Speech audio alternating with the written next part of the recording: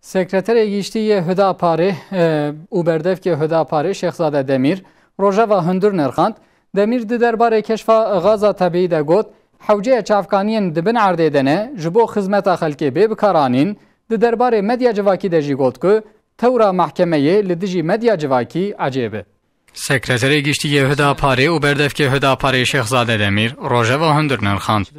Gelişmelere dair açıklamalarını sizinle paylaşmak istiyorum. Şehzade Demîr di derbarê keşfa gaza tebî de di behra reşte wiha got. Tirkiye balûdî qetan dikşîne ser lêkolîna çavkaniyên dibin erdê de ne. Dîtina semereya ewiliya di vî warî de tê bi mana ku hewceyê li ser vê mijarê baş bê seknandin. Dîtina gaza tebî di behra reşte ji bo her kesî bû sebeba kevxweşiyê. Karadeniz kıyılarında Xebatên ekîbên teknîkê şayanê textîrê ye. Lê belê hewcê ev çavkaniyên hanê ji bo xizmeta xelkê bêemilandin. Ev çavkaniyên hanê di warê ekonomiyê de jî baş e. Di alî siyasî û ekonomiyê de tê bi mana serbixwebûnê.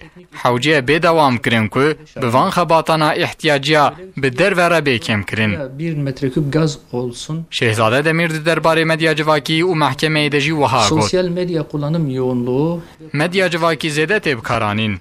Hatiya rewşa ku medya civakê ew eşkere dike. Li ser medya civakî îftîra derew tê bikaranîn. Parvekirinên lîncê tê parvekirin.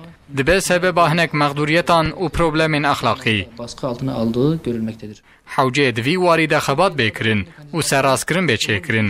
Îfşayên ku li ser medya civakî tên kirin di warê derxistina heqîqetan de tê bikaranîn. Lê belê ev mijar dibe sedema lînçkirine jî.